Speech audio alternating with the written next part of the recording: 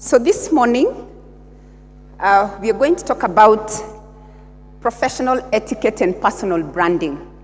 But what excites me most is the fact that the young professionals have decided to have a theme led by God to lead. And I want to appreciate the YP convention chair, Debbie. I don't know where Kate is. I really want to appreciate the excellent coordination that you have had. So before we start our session, I want to appreciate the speaker, the keynote speaker, because he actually started off my session. And when he talked about issues of integrity, personal integrity and moral integrity, it's basically about etiquette. And so I want to invite you to my session and just to reflect on the aim of this convention that we probably all saw in the flyer, that we need to come together as young professionals, even those who feel very old like myself, to learn and share on how we can change the world using our professions and businesses. I recall when I was in high school, and that's why I think I loved when CJ Emeritus said, it is lovely to serve the Lord, because then the doors just open. So what happened in high school, in most secondary schools or high schools, there are not many Adventists. And therefore, having an opportunity to worship on Sabbath is not something we take for granted. So what happened is that when I was in fourth form, I happened to be the deputy head girl. And the head girl was also an Adventist. We had about 8 houses. Out of the 8 houses, 6 heads of houses were Adventists. So if you came to church on a Sabbath, our little church would be littered with gray sweaters that were basically worn by prefects. So when it came to asking for buses on Saturday to go for rallies in Baraton, they would not even think twice. They would say, the Adventist group, you give them priority. So let us serve while we have the opportunity. These were the guiding questions that I was given. What is professional etiquette? So as we talk about it, we will reflect on that. How is it relevant in the ever-changing career and business environment? And what are the tips on personal branding? And how do we go about it? So that's basically going to be our session outline. And I want us to convert this beautiful sanctuary into a workshop room, a seminar room. So I want you to relax. It is not Pastor Tirop at the front. So we are going to relax and have a conversation, a candid conversation for that. So we will talk about communication etiquette, professional dress etiquette, tips on personal branding, and how do we position ourselves in the job market. But what does the Bible say about etiquette? If you read Matthew chapter 7, verse 12, it says, do to others what you would have them do to you. And many times you realize when we offend people or when we do what is not right, you realize that we did not actually pay attention to what this verse says. But etiquette is about making other people comfortable and basically doing what you'd love them to do unto you. The second verse I would like to quote is another example of Bible teaching on etiquette that we find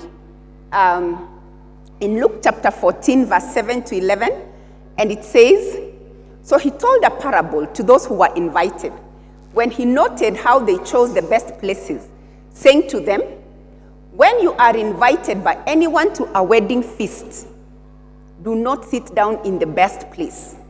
Let one more honorable than you be invited by him, and he who invited you and him come and say to you, give place to this man, and then you begin with shame to take the lowest place. So you're best seated at the back. And when you're moved from the back to the front, what has happened to you? You've been elevated. It is better than occupying the front and you're told, sorry, this is reserved for dignitaries. It gets a little embarrassing. So etiquette actually originates in the Bible. So back to our session, we're going to look at the basic principles of etiquette. We are going back to Sometimes we like calling it to square one, to the very basics. But before we do that, we want to appreciate the fact that different countries, different regions, different cultural groups have different ways of doing things. Many of us have talked about working in the private sector. There are those of us who work in the government, and we know that organizational cultures are different. Let me know, for example, how many people here work in the private sector? Let's see. The private sector. How many work for government? Okay. How many work in, where else? Civil society? Yeah, we can see some. The cultures are totally different. So it's very important to understand as a young professional, where do you want to work? Or where have you found yourself in? So that you suit yourself. You position yourself so that you're relevant in that particular environment. Even in our own homes, we come from different homes. We come from different cultural backgrounds, and therefore we have been socialized differently. And because of that, we behave differently.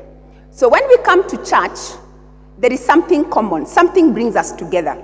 But when you go out to the environment where you're working, you realize that people are different and the expectations are different. How then do we ensure that we are not offending others? How do we ensure that we are not having misunderstandings just because of how we are conducting ourselves? So the best way forward is to observe how other people behave. Observe how other people behave, because we have said cultures are different. I want to give you an example of a gentleman in one of my leadership classes who said he traveled abroad for an international conference, and he noticed on every table there was raw meat.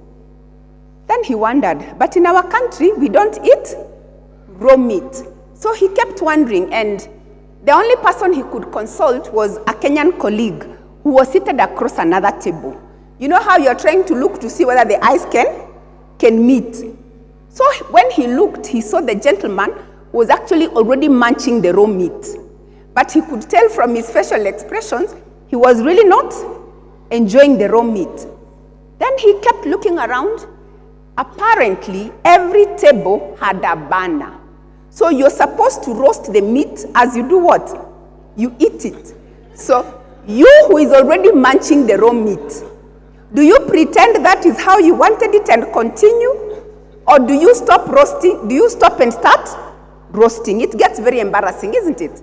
So it is important to observe when you are in a foreign environment. Of course, hoping that you're also observing somebody who is doing the right thing, isn't it? Because you might copy somebody who is doing the wrong thing and you end up embarrassing yourself. Ask questions regarding anything foreign. Yeah? I'm happy to see my friend Zipporah. Zipporah has I've trained a lot for her organizations before. And I recall one lady telling us how she also traveled abroad. It's a while back, maybe about 15 years. She had never seen the card for a key. The key that she knew is the one that you insert and do what? And turn. But here is what? A card. So she says she goes to the room, scans the card, and the door actually opens. She tries to look around she switches on the lights, but nothing is happening. Then she told us, but you know the Kenyan in me? At least I had carried a torch. So can you imagine she survived the whole night with what? A torch. Then the following morning, she's at the reception complaining. And you know how Kenyans, we know how to complain, right? So she said she was so thoroughly embarrassed because then she learned she was supposed to scan the card. Ask questions. And let's also be prepared that things are done differently. In other counties, in other countries, in other regions, we always say, in Kenya, this is how we do things. Let's appreciate the fact that things are done differently in other parts of the world. And that's why somebody, Alvin Toffler, says in one of his writings, the illiterate of the 21st century will not be those who cannot read and write, but those who cannot learn and relearn. So we have to ask ourselves, There are a lot of new ways that have come in terms of how we do things. We need to learn, leverage on technology and all that. But ask ourselves, what have we dropped along the way in the name of civilization that we need to bring back and regain? What practices are we still holding on to that are no longer adding value that we need to shed off? So etiquette has been referred to as a set of rules that govern the expectations of social behavior. Look at the word social and how we behave. Are we in church? Are we in a chama, ladies out there? The gentlemen, I'm sure that you have your own meetings or clubs. Are we at our places of work? I know the lawyers have their own code of conduct, the medical profession have their own, a set of rules that govern the expectations. And let me tell you for a fact, when you declare yourself as a professional, when you work for government or the private sector or civil society, it's the most unfortunate thing that can ever happen to you. I say that because societal expectations are very high. You're expected to behave differently. A very senior gentleman, public servant, attended a funeral in the village. How do the villagers behave when they see a senior public officer or a senior politician in the village attending the funeral? Do they allow you to disappear in the crowd? What do? They usher you to sit where? At the high table. What have they done to your status? Elevated. Now, immediately after the funeral, that gentleman joined the rest of the villagers in watering the next bush. Doesn't it happen, gentlemen? Now, one man was heard asking, one old man, "Haya, kwani hata serikali nakojoa hapa?" It is the same call of nature, but they expect you to behave differently because of your status in society. So etiquette and decorum are visible signs that you are a polished and knowledgeable professional. And as a young professional, you must always aim to look polished and you must be knowledgeable. Etiquette has to do with good manners. It has to do with making others feel comfortable in social situations. And it's basically about following rules of proper behavior. I want to look at what I'm calling the very basics. Let's go back to nursery school, if we must. Give me examples of those magic words. Just say them, I can hear. Please. I am sorry. Thank you. Oh, beautiful. I like the way you're saying them. But is that how we actually say them? Really? Haven't you heard Kenyans say, "Kama nimekukosea basi pole"? You said what? Pole bas. Kwani hujui jokes? Can you imagine somebody is apologizing and you're saying, "How? Kwani hujui?" Let me tell you, there was a fight between two ladies because one apologized. She stepped on the toes of the other and then she said, sorry. Si hata utamchapa. It is not about what you say, but how you say it. And let me tell you, you cannot be led by God to lead if these words are not at your lips. It doesn't matter whether it is to your boss or to your junior officer, but a young professional must learn to say, "Thank you." Let's say them. "Excuse me. I am sorry." It does not make you small. Punctuality, ladies and gentlemen, is a mark of leadership. How many of us received this program before today? Just put up your hands. Put up your hands. If you saw the program before today, okay? How many of us were here before 8:30? Let's put up our hands. If you came after 8:30, I will not ask why. I am only saying punctuality is a mark of what? It's a mark of leadership. And as Christian young professionals, we must lead by example. We need to respect work and deadlines. And I want you to say in your mother tongue, ugali when you have cooked at night, in the morning, what do you call it? Just say in your mother tongue. I can hear Oboro.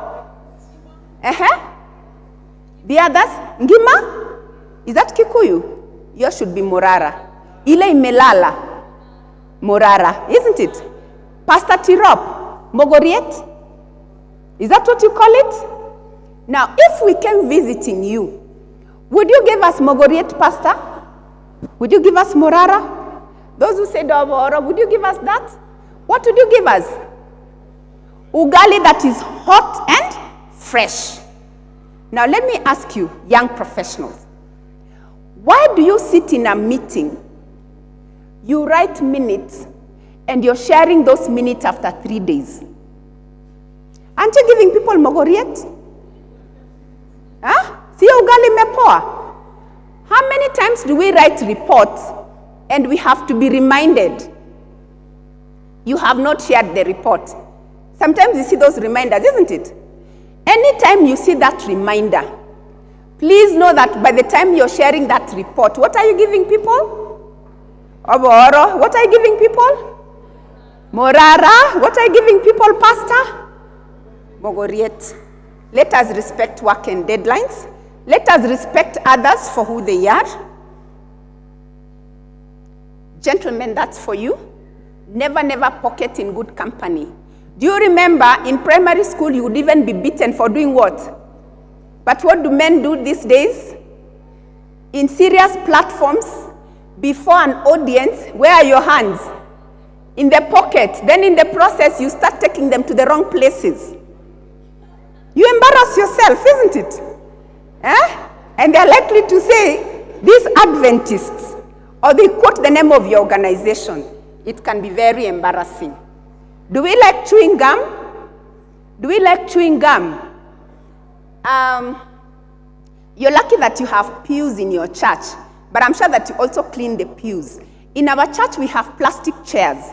And at the end of the year, we normally do a general thorough cleaning. When you turn the chairs, what do you find at the bottom? Who has brought the chewing gum? Is it the children? Even adults. It is very bad manners to chew in good company. Good company means you're in a formal setup like this. You're in church, you're in a meeting. You simply don't chew gum. Do not litter. Let me not even take it beyond that. Do we still gossip? I'm told men have overtaken the ladies these days. Let me tell you, gossip can be so sweet until it is about yourself. Don't arrive in the office in the morning on a Monday morning, and even before you switch on your computer, haven't you heard? Are you the only stranger in Jerusalem? It's not polite. Another one for you, gentlemen. There is a difference between looking and staring. Gentlemen, are we together? But even for the ladies, as we complain for being stared at, let us not create a conducive environment for what? The men would not stare if there's nothing to do what? Do not spit in public. Never, never pick your nose in public. There's some things that have become so habitual that you find some people in very serious meetings. You know, in fact, one time I had a session with the Parliamentary Commission staff, and I asked them, give me examples of irritating mannerisms. One of them said, Madam, there is this member of parliament in my committee. In fact, for him, he does not pick his nose. He digs so hard. And then whatever he fishes out, he pushes under the table. And what is his title? Mheshimiwa. Never pick your nose in public. No unpleasant sounds, mouth or otherwise. Some of us, to show the host that you really enjoyed the meal, you sit back and do what?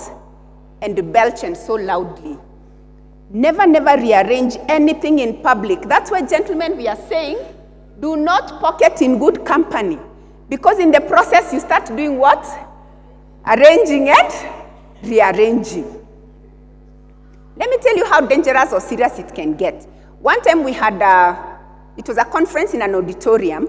You know, in an auditorium, the seats at the back are high, so you go down the steps, isn't it? So the gentleman could not be heard. So the MC said, please come to the podium. So he was running down the steps. And gentlemen, sometimes when you're seated, you feel like your shirt has fallen out of place when you stand. What is the natural thing to do? To just tuck it in. But you know how you tuck in your shirts? In public, in the office, in a meeting, you bring out the trouser. You create space. Then you start doing what? With such vigor, a shirt. So this gentleman, as he tucked in his shirt, is running down the steps. People were smiling, laughing. Do you know he had actually tucked in the shirt in the wrong attire? Huh? You can easily embarrass yourself. And that day, umeva Adidas. Don't embarrass yourself. That's why I discourage ladies, if you're going to a formal meeting, don't carry these handbags that you keep across the shoulder. You arrive in the meeting, you realize your handbag has been doing a round here, a dance here, and things have fallen out of place. What do you start doing? Arranging and rearranging. Sorry, I could be messing up my microphone. Formal greetings. There are many ways of greeting. I know with COVID, dynamics changed, but I think we have gone back to the handshake, which is the formal way of greeting. Otherwise, how do we generally greet? We hug, isn't it? How else do we greet? We wave. How else? Young professionals, why are you pretending? You do a peck on the cheek, isn't it? And a gutter. But when you're in a formal environment with dignitaries, please learn to just do what? To do the handshake. If you're traveling to another country or another part of the world, find out how people behave so that you don't embarrass yourself and you don't make others uncomfortable. For example, in New Zealand, I think we call them Kiwis. Do you know how they greet? Nose to nose. Can you try that with your neighbor? Please try that. I can't see you trying. Even the couple is... You know the difference? People in New Zealand have elongated noses. So for them, nose to nose is not a problem. But you can imagine with your short Kenyan nose, the mouth is likely to arrive before the... and it can be very embarrassing. Telephone etiquette. Young professionals, your ringtone and your ringback tone should project a professional what? A professional image. Your boss calls you in the morning. You are not near your phone. What do they listen to as they wait for you to pick your phone call? What's your name, madam? Volubly. Hey, did you hear that name? Volubly. Thank you for calling volubly.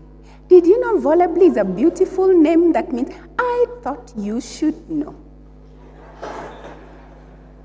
That is your boss. Even public service like Zipporah, it could be the PS calling, it could be the CS. The gentlemen are even more adventurous. What's your name, sir? Hamid. Haman. So Haman, your boss calls you. Or even pastor calls you in the morning.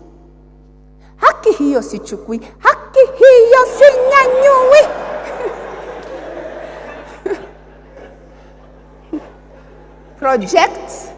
Project a positive image. Think about your ringtone as well. One time we sat in a meeting and there was a gentleman at the back, quiet, looking very innocent. Wait until his phone rang. Meow, meow. You know, somebody can actually break their legs thinking there's a cat where? In the room. This podium is not for pastor. We always use it, isn't it? So there's a true story of somebody who was serving and he was at the pulpit. Gentlemen, you like keeping your phones in the pocket. If my phone rings now with the microphone, it picks up. Do you know how the phone rang? Kamatia chini, kamatia chini. You are in church now, unakamatia wapi? What about when you're out there? So please respect WhatsApp groups for whatever purpose they have been set up for. Let's respect silent zones. Where do we make official calls? You could be somewhere and you're probably serving in the governor's office or in a PS's office or in the CEO has called you and you're there loudly. Yes, Mr. President. Even the president can call you, isn't it? Yeah, so everybody stops to listen to that conversation. Never put anybody on speakerphone unless it is absolutely necessary. And they must be aware that you're putting them on speakerphone. Don't use the phone as you drive. Do not use the phone on the table. On the table means you're having a meal, you're sharing a meal, or you're in a meeting. It means that you disregard the social experience that you're having with the others when you keep picking your phone call. Courtesy of COVID-19, we are transacting a lot of government business, organizational business, our church businesses online. Please be familiar with the platforms that we have, the tools that come with it. But in the interest of time, I just want to emphasize, if you're not on the floor, please have your video off. Have your microphone off. You can easily embarrass yourself. There is a time I was having a management course online, and this gentleman looked like he was in the living room. His video was on. After some time, he shifted to the bedroom. I want to imagine, COVID found us with homes with no offices, isn't it? Where do you have your meetings? Those who don't have offices in the homes, in the sitting room, bedroom, kitchen, whichever room is available. So he moved to the bedroom. We saw him settle on his bed, laptop on the laps, and he settled. After a few minutes, the wife appears from the bathroom and throws off her towel.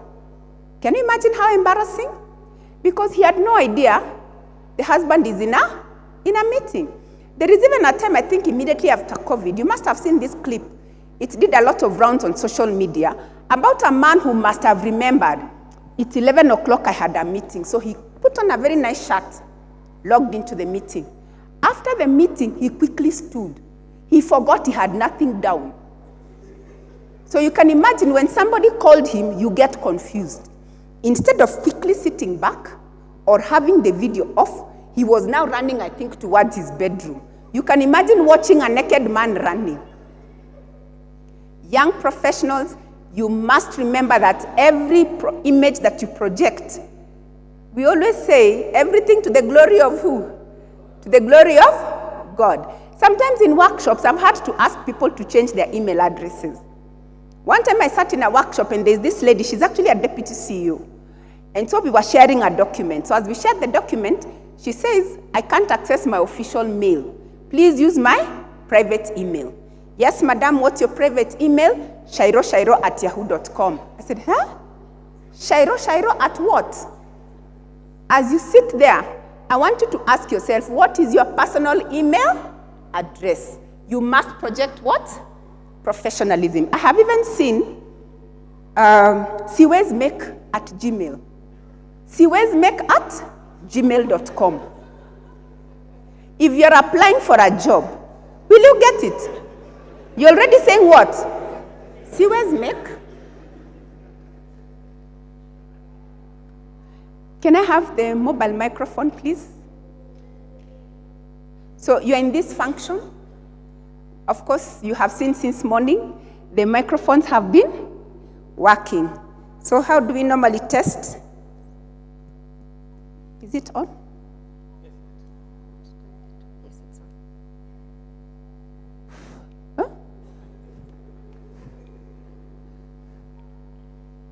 Is it on? I wish it could come on. Yes.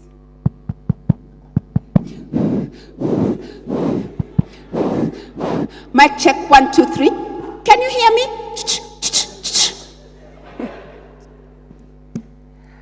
Please avoid a lot of gymnastics. A simple tap on that microphone will show you that the microphone is working or not. When you're introducing yourself, I will share the notes. What do I want to pick from here? When you say my names are, it's like putting a stain on your white shirt. Even if you have 5 names, you say, my name is. When you're introducing others, take note of the pecking order. Courtesy gives honor to senior ranking or older professionals. In terms of communication, I just want to quickly say, promptness in reply. Do not receive an email in the morning and you're responding in the evening. You remember Mogoriet? Oboro, that's basically what you're serving. Please learn to give timely what? Responses. I'm happy that CJ Emeritus talked about knowledge of subject. Know your way around your agenda. You look professional when you understand your subject, appropriateness in terms of choice of channel. Make sure that your communication is accurate, clarity, courteous. We write, we speak to persuade. Even a simple thing like applying for leave, you're persuading, isn't it? You make sure that you're able to do that. Conciseness. When you write, whether it is a report, an email, a letter, a memo, please let your writing be concise.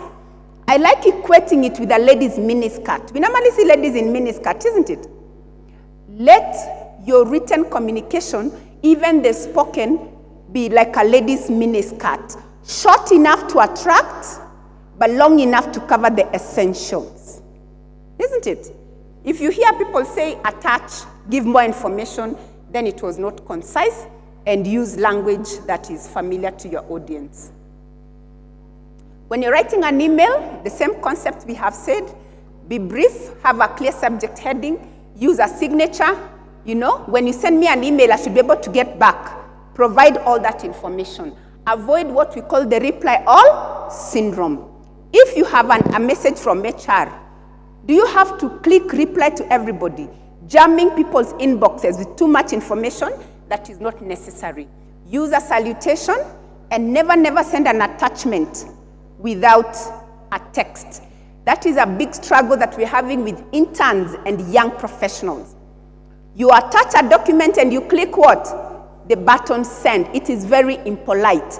If I want to give you this pointer, I have two options. I can walk there and give it to you. What's the other alternative? I can throw it. What's the risk? It can break, it can hurt your eyes, it can break your specs. How long does it take you to say, dear sir, attached, please find the report? Let me tell you for a fact, a lot of young professionals do not have time to be courteous when they are writing communication. Dear sir, attached, please find the report. Less than a minute, you're done. And then you click your send button. We are now seeing young professionals, especially the very, very young, using emojis. Where has it come from? WhatsApp, isn't it? Madam, you write a message to your friend. Do you know yesterday after we left the convention, imagine I was told I have lost my cousin. She has taken her time to write all that. Then what do? You send her an emoji with a tear. Ati sasa umesema pole. I take my time to write good morning, Zipporah. What do? You send me a waving what? A thumbs up. We are now writing, we are now transferring that to official written what? Communication. It is not proper. Let's also check for spelling and what? And grammar. How many people are in finance here? You're writing a check, 900,000. Imagine you just make a small error, kidogo tu, and added a zero. How much money are you talking about? And you're saying it is a small what? I don't know whether you remember, I think Dr. Matiang'i must have been the CS for Interior. He was gazetting a public holiday. Somebody made an error. Does anybody remember? A spelling error. It was just an omission of one letter. And it came out, instead of public holiday, the L was missing. What do you have? What do you have? Pubic holiday. Can you imagine the embarrassment? Learn to check for spelling and grammar. I want us to talk about professional dress etiquette. In communication, we say you are normally addressed the way you are dressed. And let me tell you, young professionals, my dress, my choice has no place in the work environment. My dress, my choice has no place where?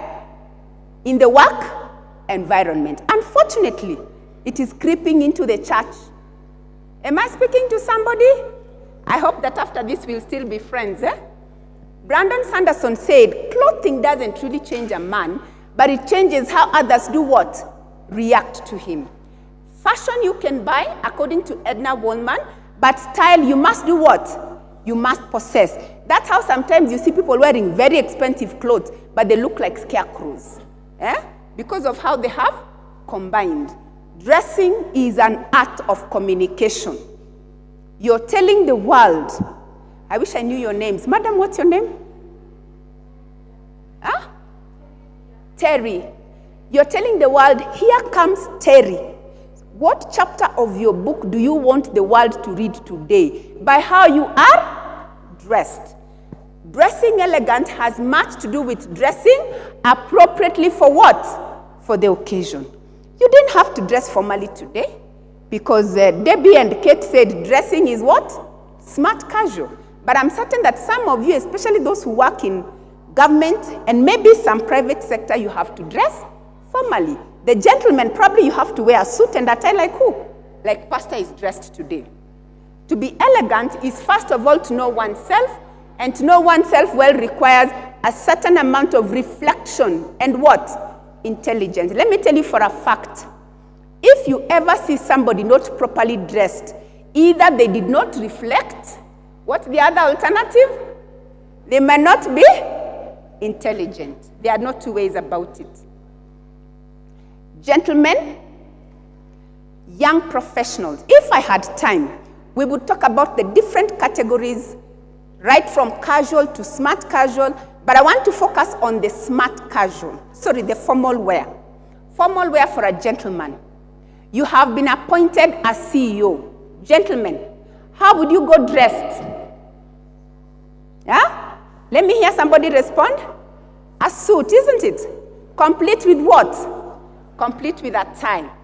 Gentlemen, in the interest of time, the darker your suit, the better. We are talking about formal wear. Brighten up your dark suit with a bright shirt or a bright what? And when we say dark, we mean what? Black, navy blue, ash gray, dark brown. Please leave those purple suits to street pastors and comedians.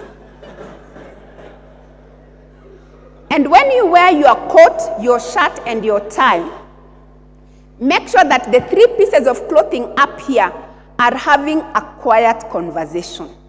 They should be talking to each other how? Quietly. Sometimes you see men, a man is wearing a checked coat, are you with me? A striped shirt and a flowered tie. What else would you call screaming? Or some of them say, to be safe, let me do a striped coat, striped shirt, striped, even the socks are striped. Somebody might call KWS and say, hey, one of your zebras has strayed from the park. Gentlemen, an African kitenge is a good thing to have in your wardrobe because it can come in handy when you're looking for smart casuals. Gentlemen, I know sometimes you like wearing broken suits, isn't it? The only problem is you like borrowing. You go to suit A, you borrow a coat. You go to suit C, you borrow what? A trouser. And you call it what? Then tomorrow when you wear the real suit, the trouser is more faded than what? Ridiculous. There are nice blazers in the market that come in plain colors or checked. Buy trousers for them to make a nice broken what? Suit. This is not just for Adventists because we have Muslims who are friends, isn't it? And I know that we had also invited other friends. For Muslims, if it is Friday and you have a function, your kanzu, if you just wear a jacket, it makes it a nice formal wear. Gentlemen, short-sleeved shirt you don't wear with coats. If you're in a jacket, we expect you to be in a what? In a long-sleeved shirt. Checked shirts are very difficult to wear ties with. I'm not saying you can't, but make sure that you get it right. If you must wear a checked shirt with a coat, it must be the very small what? The very small checks. I'm trying to look for checked shirts, I can't see. Anyone in a checked shirt? Right here. Please stand up, our speaker. You can just come. Just come quickly. Now, if you have a shirt like this, you can hardly see the checks, isn't it? This you can actually wear with a tie. But if they're big checks, thank you. Let's give him a clap. If they're big checks, no. What word is that? Transparent. For the ladies, let me shift a bit. For the ladies, this is a no-go zone. We don't wear a white blouse and a white bra. Are we together, ladies? There's a reason why some clothes are called inner wear, so that they remain where? Inside. It is okay for a man to wear a brilliant white shirt and a brilliant white inner vest. The only appeal we are making to you, gentlemen, make sure that your inner vest is in good shape. Sometimes you remove your coat, we are seeing Kashimo hapa. The other day you didn't know you'd be told to remove your clothes when you went for COVID vaccination. Do you know we saw a man seated on a chair waiting to be vaccinated? His vest is down here, the breast is up. Yani vest imeoshwa until it has lost shape. Never embarrass yourself. Sometimes it is very cold, the vest is not helping. What do you fall back to? Which t-shirts do you have in your houses anyway? So when it gets warm, you remove your jacket. What are people reading? Ati sengenge ni? Sengenge ni ngombe. Can you imagine you're coming to make a presentation in church? Or you're somewhere in a professional environment and people are reading sengenge ni what? Or because your wife or your girlfriend is a nurse, the other day they had a health campaign, she brought you an extra t-shirt. So you're there majestically walking. Titi la mama ni tamu. Never embarrass yourselves. What does it mean for a man to have the right belt? Your belt should be the color of your shoe. Don't go wearing a brown belt, a black shoe, and you're thinking you're very smart. Brown is a delicate color. You don't do dark tan and light brown. The shade must be the same. Formal socks. The color of your trouser or darker. I know the younger generation, you're not talking about happy socks. If they actually make you happy, by all means. But don't go to an important function, or even pastor has asked you to escort him to an important meeting, and you're there in a nice gray suit with orange what? Orange socks. Formal socks are color of trouser or darker. You know the coat label? That label is to help you in the shop, so that you know what you are buying. The moment you get home, you do what? You remove it. Let me tell you why I have this bullet. A medical doctor, he works at KNH, was in one of my classes. He told me, madam, give me 2 minutes, I talk to the gentleman. So he told us how there was an accident, and you know, men were wheeled into the casualty department in their nice suits. What do the doctors do? Any medical doctor here? What do the doctors do? They don't even just loosen. Sometimes they use a pair of what? Scissors. So he said for one of the patients, he could not reconcile the inner suit and the outer suit. I want to put it this way, gentlemen. Everything has a lifespan.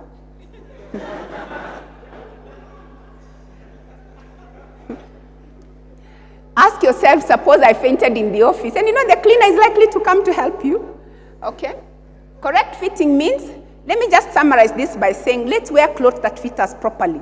The older generation, you know, some of us grew up in an era when our parents could never afford school uniform every year. So they bought you a big one so that you do what? You grow in it. So some people have never known how to wear correct fitting. The younger generation, this generation I'm seeing here, what are you wearing? Slim what? Fit. Let me tell you, you look extremely smart in those slim fit suits. But let me also tell you that they also come in sizes. So make sure that you wear the correct what? Have you seen young men these days? The thing is so tight, even the phones are not fitting in the pocket. Now they are walking around with little handbags, isn't it? Yeah? Gentlemen, let me tell you, why am I talking about comfortable waist of trousers? Let me tell you from today, your belt is an accessory. It is not a rope for tying your trousers. That's why sometimes when you're flying, you're at the airport, what do they tell you? Remove your... Then you see men, they don't know whether to pull the luggage or to pull the trouser. Because it is threatening to do what? If I had time, gentlemen, I would parade you here and tell you, remove your... I know that half of you would go down with your trousers. Gentlemen, A young professional should invest in a quality watch and a quality wallet. Gentlemen, wherever you're seated, let me see your watches. Just lift up your watches. Lift up your watches. Let's give them a clap. Can I see your wallets? The ladies, help me to look around. Don't lift your phone. Don't lift your phone.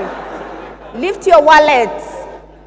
You see, our CJ Emeritus is leading by example. Thank you very much. You can either do a wallet or a card holder. But please don't sit in a meeting. Somebody asks for your business card. You're there. Sorry, sir. I think I left it in. Kumbe ni kale kamfuko ka Safaricom kako kwa mfuko. Your tie should ideally hit the tip of the belt. The younger generation, you are now tying your ties where? Up here. It does not give you a professional look. Let it hit the tip of the belt.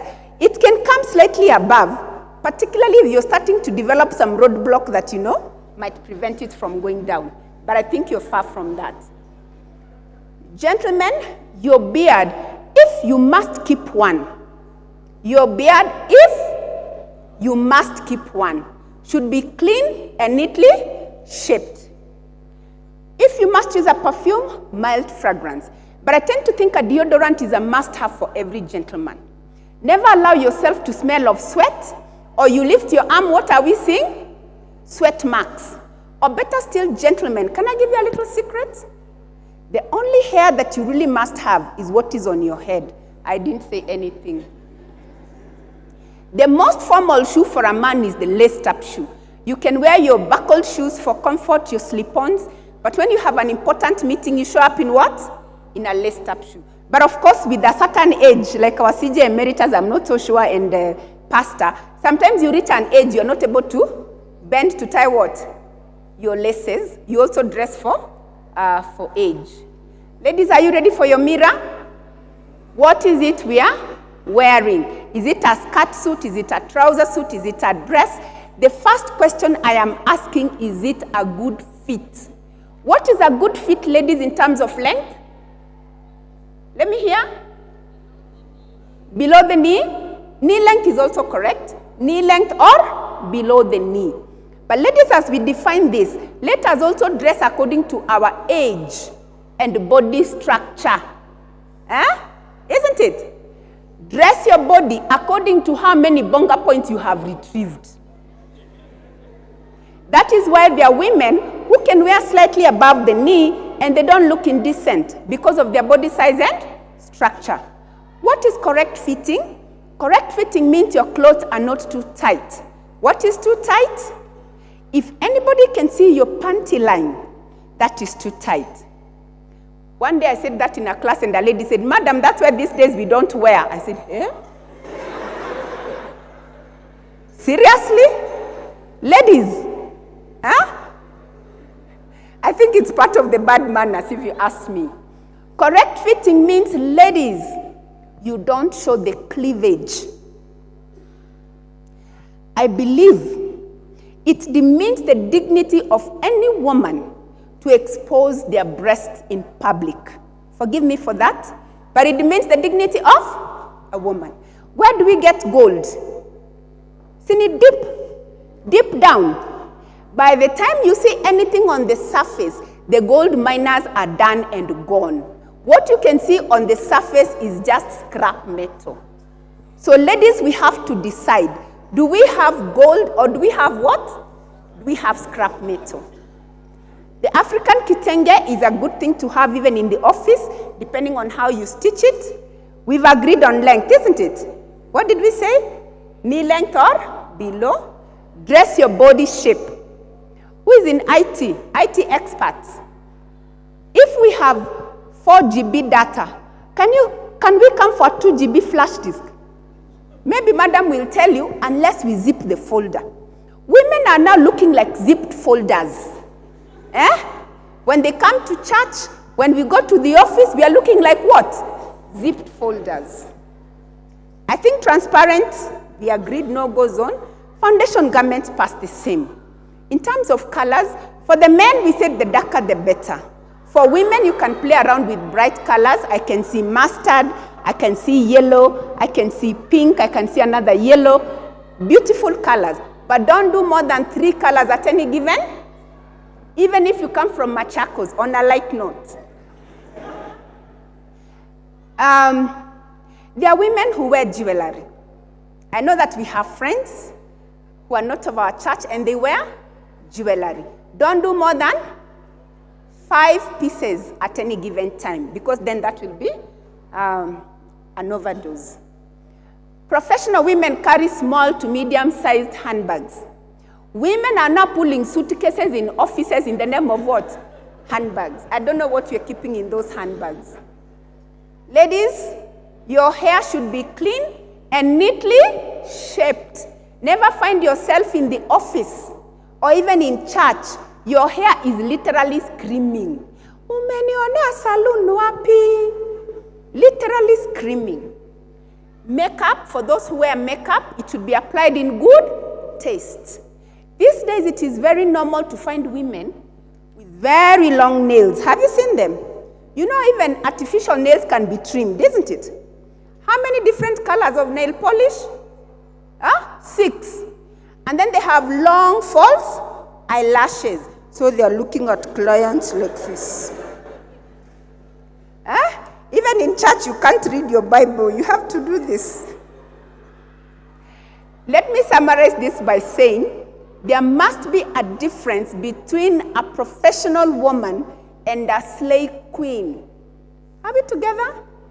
Do you know, even in church, sometimes you look at people and you wonder, is she going to church? Or is that a slay queen? You know, it becomes very, very unfortunate. Ladies' formal shoes are closed or closed with open toes. If you must use a perfume, again, we shouldn't know that, I forgot the names I picked. I can pick a new one. Yes? Your name? Tricia. We shouldn't know Tricia is coming 500 meters because we can smell her perfume. Isn't it? Mild fragrance. Suit your body shapes because impressions are important. So finally, we are going to look at how to position yourself in the job market. A few tips on personal branding. But before I do that, I used to keep a lot of nice pictures to show you examples of dress code, but I realized I always have better examples in my sessions. I know that today you are not formally dressed, but can you give me one gentleman who is extremely smart casually dressed, and one lady? If it's your neighbor, just show them. Shout their name. Who is that? Okay, please come. Give me one lady. Let's give him a clap as he comes. Smart casual, or even formal if there is. Give me a lady. Who? Kate, come. Okay. We say ladies first. Okay, let's wait for Kate. Kate can actually go like this to the office, isn't it? Let's give her a good clap. So Kate has just been appointed Ambassador of Kenya to which country?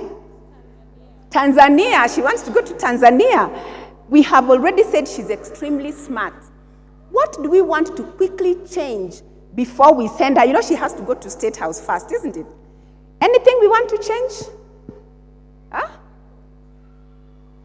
If it's kitenge, that's formal. Okay? Yeah. She actually looks formal. It's a smart casual and it can also be formal.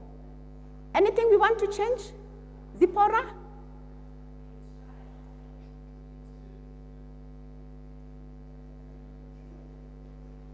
Hey, that's another formal wear. She just brought herself. She brought herself, isn't it? Let's give Zipporah a clap. Yeah. What we need to do is to hold the microphone for her. She needs to, okay, the shoulders are there, but then the ears. So the hair is pretty good. She needs to have, you know, when you project yourself like this, sorry. Now you see the difference with the shoulders? Can you see the ears? So that when she is being addressed, Her hair is not like... Very good. Very good.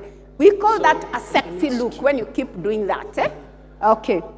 Anything else? Give her a handbag, isn't it? Yeah. We would need to give her a handbag. And then the handbag she needs to carry. And ladies, can we see your bag? Let's see your handbags. Okay. Any other? Very good. Bring that. Oh, that also matches. Okay, that's good enough. Yeah. A good handbag should sit. Put it on the table. Put it on the table. A good handbag should do what? Should sit. Sio ile ina? Yes. Let's give a clap to Zipporah and thank you. Thank you. Thank you. You can have a seat and give back the handbag. Yeah, thank you. That's awesome. Let's start with your socks. I like seeing both because sometimes I see brown and gray. Can we see both? Perfect. Well done, isn't it?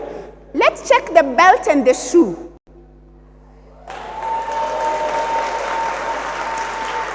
Tell me about the shirt and jacket. Are they having a quiet conversation? Perfect. Let's see your watch. Wow. Give him a clap. Your wallet? No. You can't be this smart without a wallet. Okay. Let's see your handkerchief. No. Gentlemen, let me see your handkerchiefs wherever you're seated. Show your handkerchiefs. Let's clap for those who have handkerchiefs. We don't want something to get into your nose. You're very smart, and then we see. Let's give him another clap. So I notice I have just 1 minute, but maybe can I ask for 5 more? 5 minutes? Okay. Recently, I read a very captivating post on social media, and it said, 500 mils of bottled drinking water. This is not 500, it could be 1 liter. This bottle can be as low as 20 shillings on the streets. Supermarket, how much? 50. In a bar, it can be at the airport. The same brand, same what? Quantity. What has changed? What has changed? The location. You must change your location. One time, my pastor was talking to the youth and saying, some of you keep complaining, I'm never getting a partner, I can't get a boyfriend, I can't get a girlfriend. Then he was asking them, and you're in Central Church from January to December. Huh? Why don't you move to another church? If you can't be seen here, you might be seen elsewhere. So as a young professional, changing your location here does not mean literal change of physical address. It is about doing things differently. It means repackaging yourself. It's about changing your personal brand. 2 key things in the job market. 1, qualifications. We all sit here because we have what? Qualifications, isn't it? Number 2 is suitability. This you must strive to get. How? You must learn to position yourself to stand out from the crowd. Why should people look for accountant A and not B? Why should they look for facilitator A and not B? What makes one different from the others in the field, in the same field? This is applicable to both the upcoming professionals and even the seasoned professionals. Remember that even when you buy a knife from the supermarket, it can be very sharp, but with time it does what? It gets blunt. It's all about personal branding. I'll share with you what Elizabeth Herr says about personal branding. It's about combining your individual or your visibility and your reputation. Visibility and reputation. There are people who are so visible but for the wrong reasons. Think about your reputation. As you become better known and respected, you grow in eminence and in earning power. You become valuable in your organization or even in society.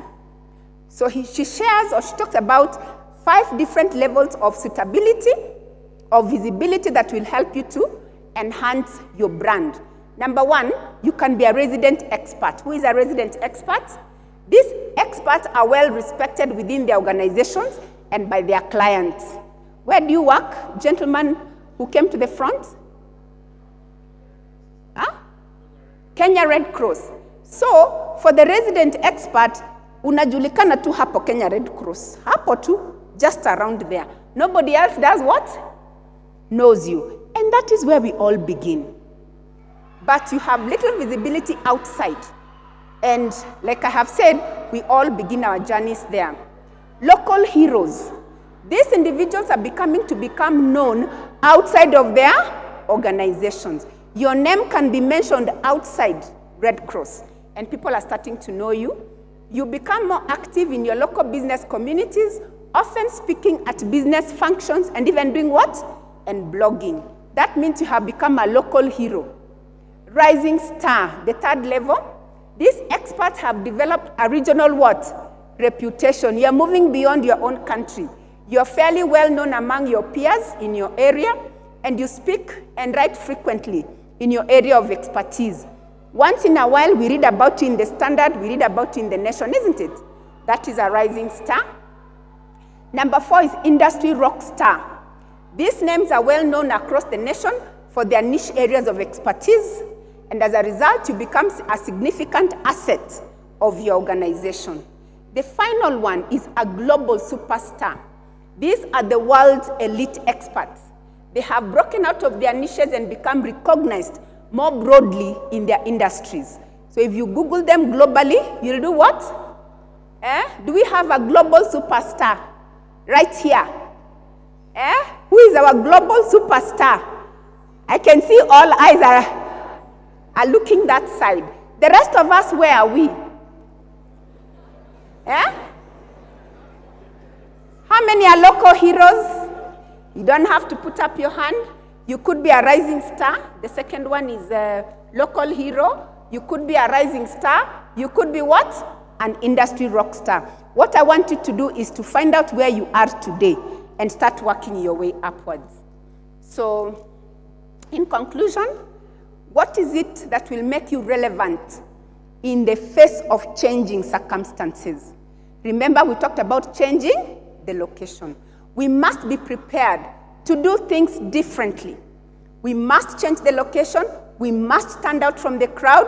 And it's all about defining our professional etiquette. It's all about defining our professional brands.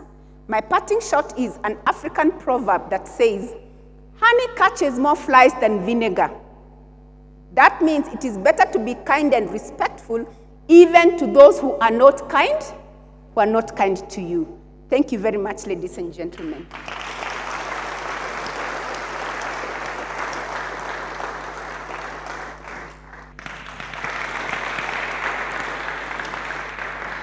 I can go down. Yes, we have a question at the back. Yes, please just put up your hand, and then our communications team will bring you a mic. On the back of what you just said about how you dress yourself to fit the occasion, I would be interested to just focus on the dynamism that may attend dressing, because industries do vary. Let's say, for example, you are an artist in the entertainment industry, and so your profession demands that you are as casual as can be. Now, for someone who, first of all, looks at it as a question of just being dressed smart and probably thinks about it from the perspective of formality or formalism, it probably becomes a question of conflict, right? You're this artist who's used to having shaggy hair, wearing some patched up jeans, and some shirt that looks like something the cat dragged in, because that's the nature of that business. It could be a real issue, by the way. But then, how do you advise someone in such an industry so that they stay as dynamic as possible? Now, does it mean that they do it themselves, or they have to invest in someone who can dress them properly for the occasion? Thank you. Okay, thank you very much. That's a very good question. Now, I think because of time and the rushing, I would have defined the word occasion further than what I did. Because occasion does not only mean the event, it can also mean the weather and the environment where you work. I want you to imagine the ladies here, and I know that some people here swim, isn't it? What's the nearest swimming pool? Huh? Right here, isn't it? If we found the ladies by the swimming pool in their swimming costumes, will anybody feel offended? But suppose in the afternoon, they walk into this convention in their swimming costumes. We are likely to look for a psychiatrist, isn't it? The same ladies, but different occasions. So in the beginning, we talked about culture, organizational culture. Believe you me, if you went to a disco, for example, you will not find a DJ dressed the way pastor is dressed. If you go to theater and find a doctor in theater, well, how will they be dressed? How will they be dressed? Scrubs, isn't it? The same doctor at the consulting clinic will be in a suit and a tie. A photographer who needs to run around, and especially lady photographers, can you imagine your name? She's not a photographer, but are you a photographer? Okay, but she's in the technical team. Can she be dressed like, honestly, she can't run like that. So perfectly understand, it depends on the industry and where you work. But there's some things that probably, that's why I said you have to decide where are you. For example, like in public service has not appreciated use of wearing dreadlocks, especially for men, jewelry for men, tattoos, both men and women. But in other sectors, they could be acceptable. In other religions, they could be acceptable. Yeah. Thank you. Yes? Good afternoon. My name is Becky Chair. I have a question in regards to when you spoke on courtesy, and in particular punctuality, and when you went further to describe about the ugali that sleeps and all. I'm a lawyer, I'm an in-house counsel, and part of what I do a lot is contract drafting. But because of a turnaround time, when a request comes from the marketing team to me to do the contract, I would take like 3 days, dependent on the flow. Now, I have seen times when an email comes on Monday, and I can only adequately respond to it on Wednesday or even Thursday, because one, before I respond to you, then I probably need a few nitty-gritties. So at times, I felt touched, maybe something I should do better, but I want to know whether this can be an exemption, because one, before I can aid your contract to completion, I must understand some few things. So I always appreciate to first understand the context, if I need further requirements, if I need further documents, so that I don't have to send you 3 emails on one subject. So do I still fall as having Oboro to my... Did you say your name is Mary? Becky Chair. Becky, I like what you said. For you to adequately respond. I like the word adequately. Please respond to that email and say, I acknowledge receipt. The person will know that you have seen, because you know they might be wondering, did they ever receive my email? So for today you can say, I acknowledge receipt. After 3 days you adequately respond. But never keep people guessing whether they ever saw your email. It's like you walk into a boss's office, they are busy writing, they don't even look up, you know, to give you that welcome look. So you're wondering, do I continue? Then you're standing there, you're wondering, do I sit? The boss could be finishing up something urgent, but they can say, good morning, welcome, please, give me a minute, isn't it? That's courteous. Yes. Well, how about?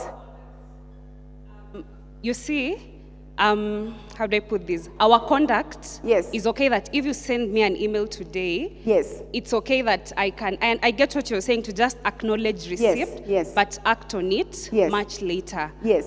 could I be exempted? Because of course I really endeavor to be led by God and be an Yes. articulate professional. Yes. But if our conduct accepts that, they understand that the legal desk can do this, in 2 days, in 3 days. I hear you, Becky.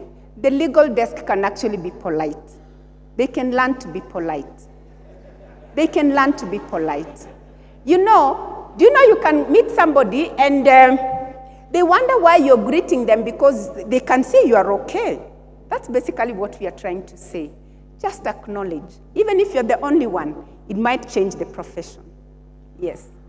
At the back? Could that be the last one? I don't know. You're managing? Okay. The last one? First of all, thank you very much for the insightful presentation. It's quite helpful. I have 2 questions. Number 1, what are the 3 tips you would give to a young professional who has been stuck at the resident expert, phase as they plan to rise? And number 2, for those who would want your services, or what are your contacts? Rather, do you give one-on-one consultancy? I didn't get the second question. Do you give, do you offer consultancy services along these topics that you've presented today? In case one wanted your services, how can we reach you? Okay. And the first question was, let me start with the second one. How to accelerate the levels of visibility? How do you accelerate? Yes. How do you go up? Yes. Okay. How do you go up? Remember when we talked about branding, we said we have to do things differently. Innovation, creativity. Look for ways that will make you stand out. How many times do you go for meetings and people say, who can pray for us? Nobody wants to pray. And you don't know that is an opportunity for what? Visibility. Just a prayer. And please pray properly. I sat in a meeting where somebody was asked to pray.